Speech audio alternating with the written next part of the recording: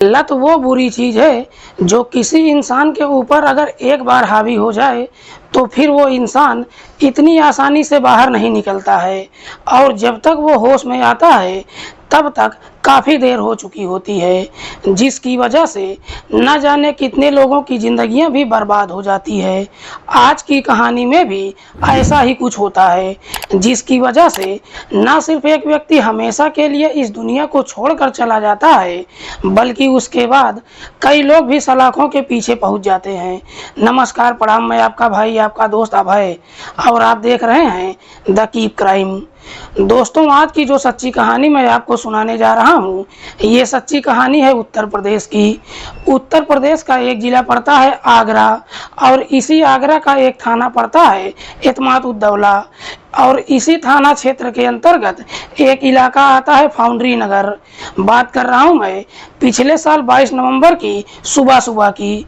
दरअसल इसी फाउंड्री नगर नहर किनारे एक लड़के की डेड बॉडी लोगों को दिखाई देता है।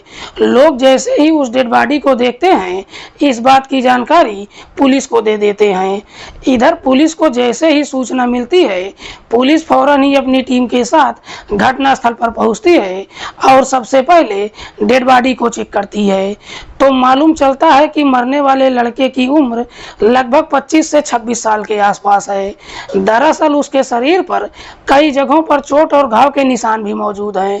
पुलिस जब उसके कपड़ों की तलाशी लेती है तो उसके कपड़ों से कोई भी ऐसा पहचान पत्र नहीं मिलता है जिससे उसकी पहचान हो सके। लेकिन पुलिस जब उस डेड बॉडी के बारे में वहां पर मौजूद लोगों से पूछताछ करती है तो उसी भीड़ में से एक व्यक्ति उस डेड बॉडी की शिनाख्त कर लेता है। व्यक्ति कहता है कि साहब, इसका नाम सनी कुमार है, जो शाहगंज के नगला मोहन में अपने छोटे भाई विक्की के साथ रहता है। सनी की जब शिनाख्त हो जाती है, पुलिस सबसे पहले डेड बॉडी को अपने कब्जे में लेकर पोस्टमार्टम के लिए भेज देती है और साथ ही साथ इस बात की जानकारी सनी के छोटे भाई विक्की को देती है। विक्की जब थाने में पहुंचता है, पुलिस सबसे पहले विक्की से पूछताछ करती है कि क्या तुमको किसी पर शक है कि तुम्हारे भाई की हत्या कौन कर सकता है। इस पर विक्की पुलिस वालों को जवाब देता है कि साहब, मेरा भाई बगल की जूता कंपनी में नौकरी करता था। कल शाम को जब वो अपनी ड्यूटी से निकला था, मेरे पास फोन किया था और बता रहा था कि मैं रेखा के पास जा रहा हूँ, देर रात तक घर वापस आ जाऊंगा। लेकिन उसके बाद ना तो वो घर पर आया और ना ही उसका मोबाइल ऑन हुआ। विक्की जब रेखा का नाम लेता है, पुलिस फिर से सवाल करती है कि ये रेखा कौन है। इस पर विक्की जवाब देता है कि साहब, रेखा बोदला में रहती है, लेकिन मेरे भाई की कंपनी में नौकरी भी करती है। पुलिस विक्की की तहरीर पर धारा 302 के तहत अज्ञात अपराधियों के खिलाफ मुकदमा दर्ज करती है और फिर इस मामले की जांच पड़ताल करते हुए रेखा से पूछताछ करने के लिए उसके घर पर जाती है। रेखा, जो न सिर्फ शादीशुदा है बल्कि उसका 11 साल का एक बेटा भी है। रेखा के पति का नाम है रमेश कुमार। लेकिन पुलिस जब रेखा के घर पर पहुंचती है तो मालूम चलता है कि रेखा अपना घर छोड़कर फरार हो चुकी है, जिसकी वजह से पुलिस को कहीं ना कहीं रेखा के ऊपर ही शक चला जाता है। इसीलिए पुलिस अब रेखा को ढूंढना शुरू कर देती है। लगभग 10 दिन का समय गुजर जाता है। रेखा ना तो कहीं दिखाई देती है और ना ही उसका मोबाइल ऑन होता है। लेकिन रेखा का जब कहीं कुछ पता नहीं चलता है, आखिरकार पुलिस अपने खबरियों को भी काम पर लगा देती है। जैसे ही 2 दिन का समय गुजरता है, 5 दिसंबर को एक खबरी थाने में पहुंचता है और पुलिस वालों से कहता है कि साहब, रेखा अंबेडकर पार्क में मौजूद है। पुलिस फौरन ही अपनी टीम के साथ अंबेडकर पार्क में पहुंचती है और वहां से रेखा को गिरफ्तार करके थाने में पहुंच जाती है। पुलिस जब रेखा से सनी की हत्या के बारे में पूछताछ करती है तो रेखा भी बिना किसी शक्ति या दबाव के तुरंत ही अपनी सच्चाई कबूल कर लेती है। लेकिन रेखा जब इस हत्या की पूरी कहानी बताती है तो वाकई में इसे सुनकर खुद पुलिस भी काफी देर तक रेखा की तरफ देखती ही रह जाती है। दरअसल रेखा एक नहीं बल्कि दो शादियां कर चुकी है। रेखा के पहले पति की मौत हो चुकी है और दूसरी शादी उसने रमेश से किया है। रेखा का जो 11 साल का बेटा है वो उसके पहले पति का है। हालांकि रेखा जब रमेश से शादी कर लेती है उसके बाद अपने पति के साथ रहती तो है, लेकिन बगल की एक जूता कंपनी में नौकरी भी करने लगती है। जिस कंपनी में वो नौकरी करती है अक्सर वहां पर उसे मुकेश लेकर जाता है। मुकेश जो एक ऑटो ड्राइवर है। मुकेश जब बार बार रेखा को लेकर कंपनी में आना जाना शुरू करता है, इस वजह से मुकेश और रेखा के बीच में प्रेम प्रसंग शुरू हो जाता है। दरअसल रेखा के अंदर एक बहुत ही बुरी आदत होती है कि उसका एक आदमी से मन भरता ही नहीं है। रमेश से शादी करने के बावजूद भी रेखा का मुकेश के साथ प्रेम प्रसंग शुरू हो जाता है। मुकेश जो मूल रूप से हाथरस का रहने वाला है।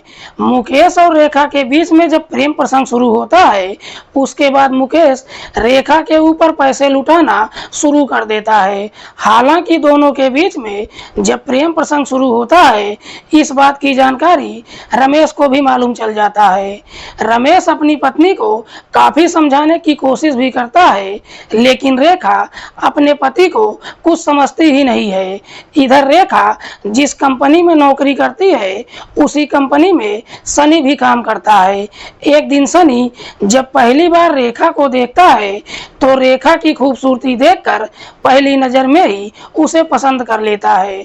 उसके बाद रेखा के नजदीक जाने के लिए उससे तरह तरह की बातें करना शुरू कर देता है।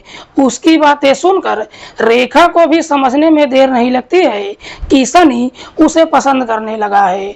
दरअसल रेखा का मुकेश के साथ प्रेम प्रसंग तो चल ही रहा था, साथ ही साथ रेखा का सनी के साथ भी प्रेम प्रसंग शुरू हो जाता है।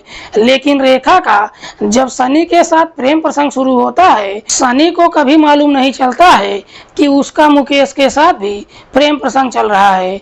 दरअसल रेखा एक साथ ही दो लोगों के साथ समय गुजारने लगती है। लेकिन एक दिन रेखा जब सनी से मोबाइल पर हंस हंस कर बातचीत कर रही थी उसी दौरान मुकेश रेखा को देख लेता है। मुकेश जब इस बारे में रेखा से पूछताछ करता है तो रेखा एकदम से डर जाती है और डर के मारे उससे झूठ बोल देती है कि दरअसल सनी मेरी ही कंपनी में नौकरी करता है और वो मुझसे जबरदस्ती दोस्ती करना चाहता है। जब इस तरह की बातें कहती है मुकेश उसको समझाते हुए कहता है कि आज के बाद तुमको सनी से बातचीत करने की कोई जरूरत नहीं है। साथ ही साथ मुकेश एक दिन जाकर सनी से मुलाकात करता है और उससे अपनी और रेखा को लेकर सारी सच्चाई बता देता है।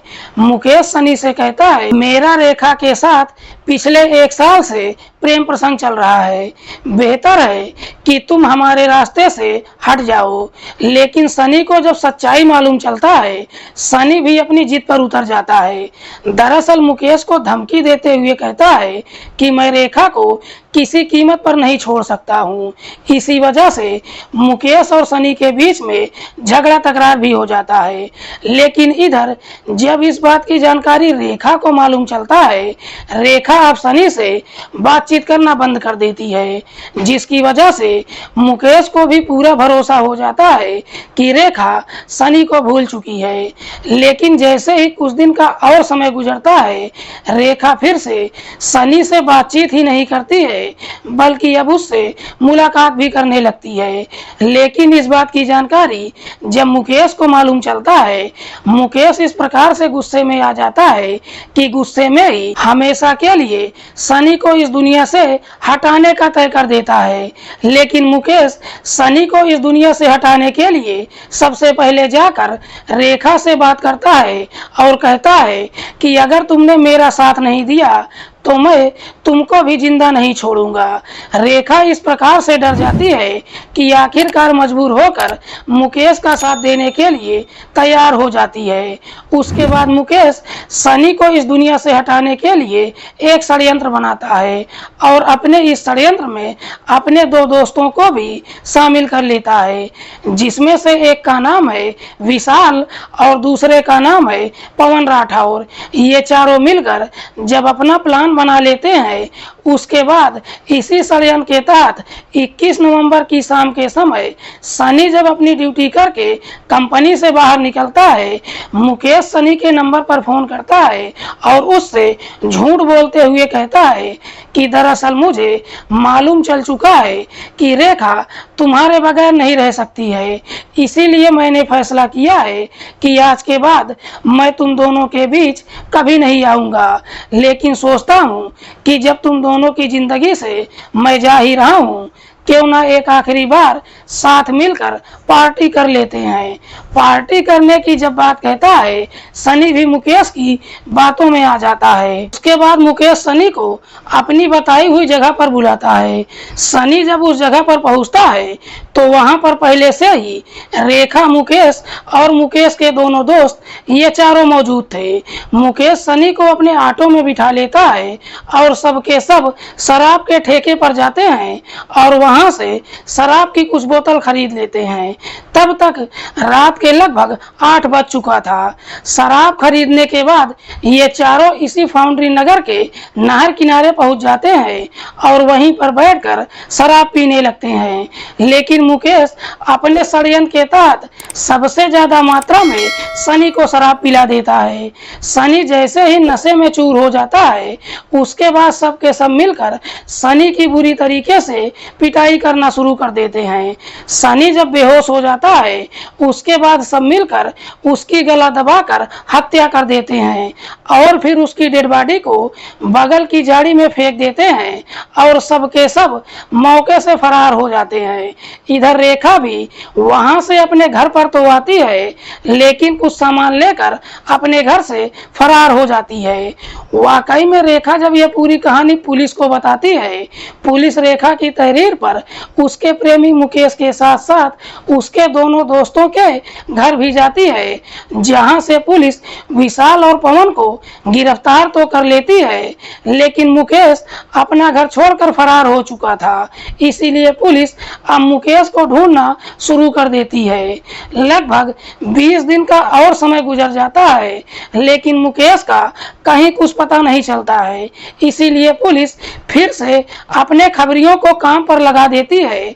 तभी 25 दिसंबर को एक खबरी थाने में जाता है और पुलिस को मुकेश का लोकेशन बता देता है। दरअसल मुकेश अपनी बाइक लेकर अपने घर की तरफ जा रहा था। रात के लगभग 2 बजे के आसपास पुलिस मुकेश का रास्ता रोक लेती है, लेकिन पुलिस जैसे ही मुकेश का रास्ता रोकती है, मुकेश पुलिस के ऊपर गोलियां चलाना शुरू कर देता है। बदले में पुलिस भी जवाब देती है, जिसकी वजह से एक गोली मुकेश के पैर में लग जाती है। पुलिस जब मुकेश को पकड़ती है तो उसके पास से एक रिवॉल्वर भी बरामद होता है, लेकिन पुलिस जब मुकेश को गिरफ्तार करके थाने में लेकर आती है तो मालूम चलता है कि मुकेश एक नंबर का चोर है। दरअसल मुकेश पर पहले से ही 15 मुकदमे दर्ज है, जिसमें मुकेश फरार चल रहा था। पुलिस जब चारों को गिरफ्तार कर लेती है, अगले दिन जिला अदालत में पेश करती है, जहां से इन चारों को जेल भेज दिया जाता है। दोस्तों, इस पूरे वारदात के बारे में आप क्या सोचते हैं? आप अपनी राय कमेंट बॉक्स में हमको जरूर दीजिएगा। मिलते हैं किसी और सच्ची कहानी के साथ। तब तक के लिए नमस्कार। जय हिंद।